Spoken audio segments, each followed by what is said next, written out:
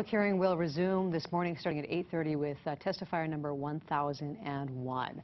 Well, joining us this morning is State Representative Marcus Oshiro, opposed to the bill. Now, you were there all night last night, too. Yes. And the emotion, you were talking about the families there, too, really pouring their hearts out. Yes. Yeah, this is a very emotional hearing. It went about 14 hours, started at 10 o'clock in the morning. I went to about 12:30 last night. You know, a lot of families, a lot of kids, a lot of first-time testifiers speaking from their na'au, their guts, from their heart, pouring it all out in just 2 minutes. But, you know, we have a lot more to go. About 4,000 more people have signed up, and we hopefully will get them in by 8:30 this morning. If we not, maybe extend it a little bit more to give them the opportunity to testify on such an important issue. Now, you've been skeptical from the get-go of this special session, just holding this special session. Yes.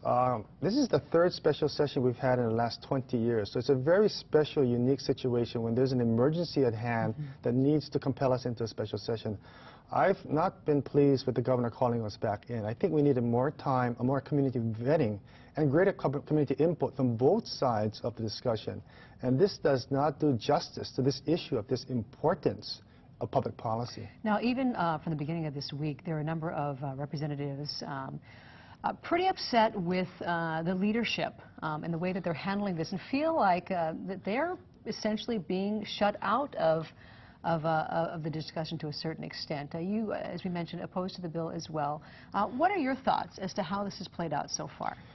I think this is part of the problem that the governor brought to the legislature. He has compelled us in, unilaterally brought us in.